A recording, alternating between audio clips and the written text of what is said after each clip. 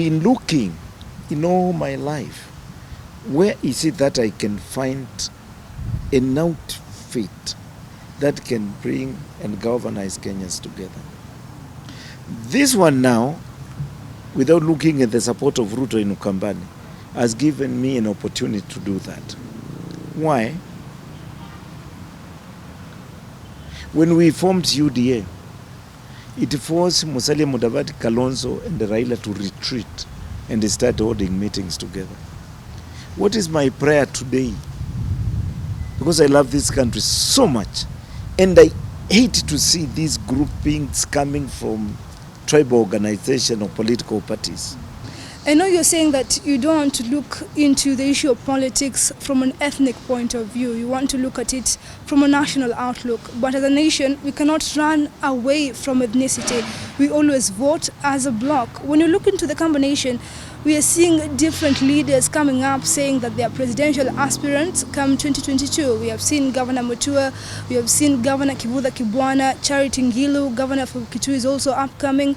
Now, what will happen to the Kamba vote? Because once we see them split, it means that the community will not be able to vote as one bloc, which is detrimental. Are we forcing a situation whereby these leaders will come together and vote as one despite their political alliances?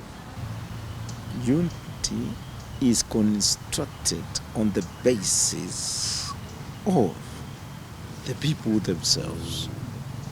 So we may walk, let me say just Ukambani now, 10 of us, but the people will decide to go with only one person. That's why we say the majority will have their way, and minority will have their say. What that means is some of them will have their say. They will be able to say, elect me, I can be. They have been given that space to say. But the way will be with the majority. And majority will say this way. And that is where it will go. So let people stand, because that is their democratic rights. And one mistake we make, we as Kenyans, is just to criticize. Our democracy says this: you can stand in one particular seat and your own mother can challenge you in the same seat. That democracy, there is no crime committed. So Muthama wanting to be a presidential candidate is not committing any crime. Kivutha wanting to be a presidential candidate is not committing any crime. Kalonzo, but the question is this: whereas Mutua can go and say he wants to be a presidential candidate, whereas Kalonzo can hold a meeting. Can you send Kalonzo to Nyeri and tell him to call a public rally and address people? It's a waste of time. You know there will be nobody. Can you tell Kalonzo to go to Mombasa and go to Hadija Gardens and call a meeting there and address Kenyans in thousands? You know it is impossible. Can you tell him to go to Luoland? Can you tell him to go to Rift Valley? So why do you want even to spend time discussing of such a person and his abilities to become the president of Kenya? The capacity is not there. He wishes to be, but the numbers will not allow him to be. If Uhuru can stand and tell Kenyans, first of all, he was elected because of his Kikuyu, then I will be able to answer some of the questions. But if he was elected because he's a son of this country and he's a Kenyan, then we are talking. So Kenyans want to choose their leaders now according to who they are, but not where they come from. So rotational president, that is something that can be discussed, but not the way it is being discussed now. But do you know how it can be discussed? It's not what Uhuru is trying to do. No. It is not an individual's situation or push that he can bring to Kenyans and tell them this is what. No. Rotational presidents can be done in this way, through a strong political party like UDA now. We can say in our manifesto, in our constitution, we are going to make sure that if first 10 years Kenya was ruled by a Luo from our party, the next president must come from another corner of this country. That can be done within the party, but not in public baraza, as what Uhuru is saying. When he talks about that, how does he want to have the same now implemented? How does he want it to be implemented? Because his party now does not control the country, and not one party that controls the country, except UDA. Why? Look at the by-elections which are taking place. The imminent by-election in Nairobi for gubernatorial position, we have already issued certificate to Margaret Wajiru. Not even ODM is ready to issue a certificate in Nairobi because they know they will lose. Jubilee is not ready to issue a certificate or nominate anybody, and that's why they are trying to play games to have a governor pass through the back door and find ourselves in the office of the governor. We are in Matugu. It's only ODM that fielded candidate there, and ANC. Wiper does not have a candidate there. Fort Kenya does not have a candidate there. Jubilee does not have a candidate. It's only UDA. Kapchai the same. All other by-election within the wards, we have few candidates. So we are now when the most recognized national party in the Republic of Kenya. And how many months we been there? 3. Give us another 9 months to make it 12 months. You'll see how a party should be run and operated, because Senator Muthama is the chairman of UDA. ODM to field a presidential candidate. Nobody can deny them that. That is within their democratic rights. Number 2, they are free to field Mheshimiwa Raila Odinga for the 7th time.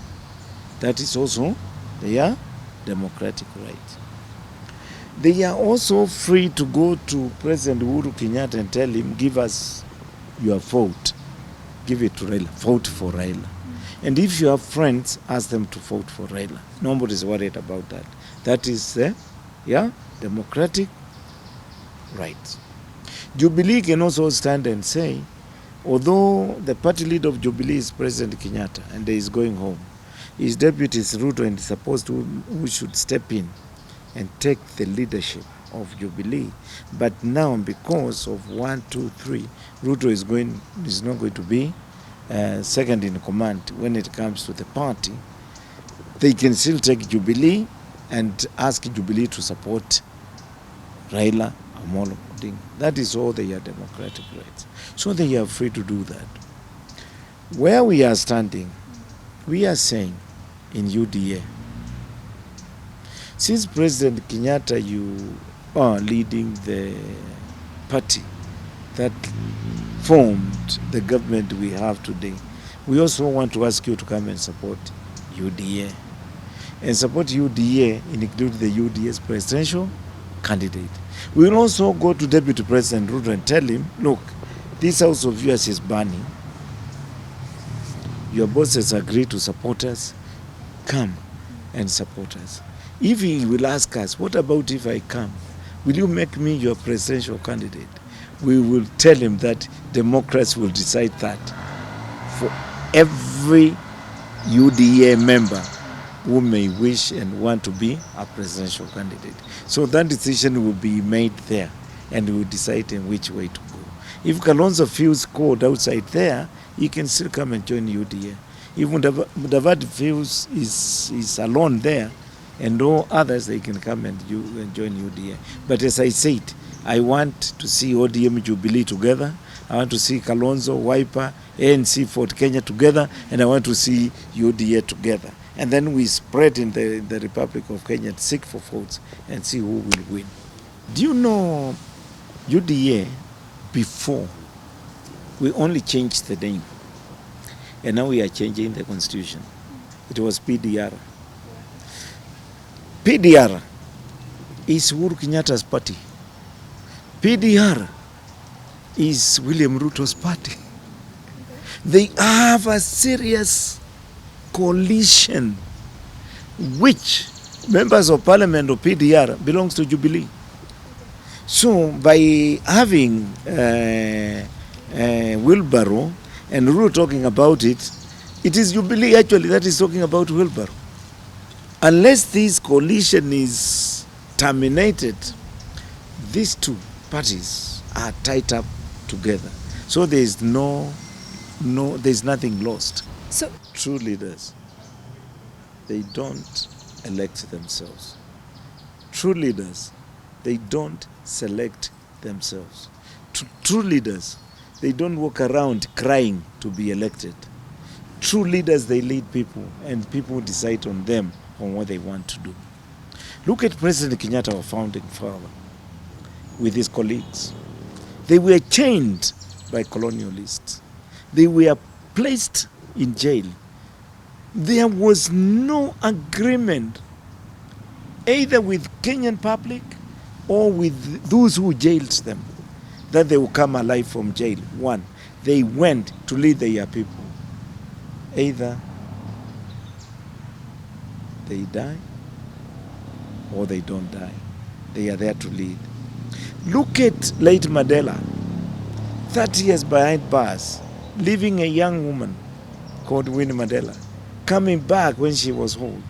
When he came out and the doors of prisons were opened, Mandela never said, I've been in jail, I want you to elect me.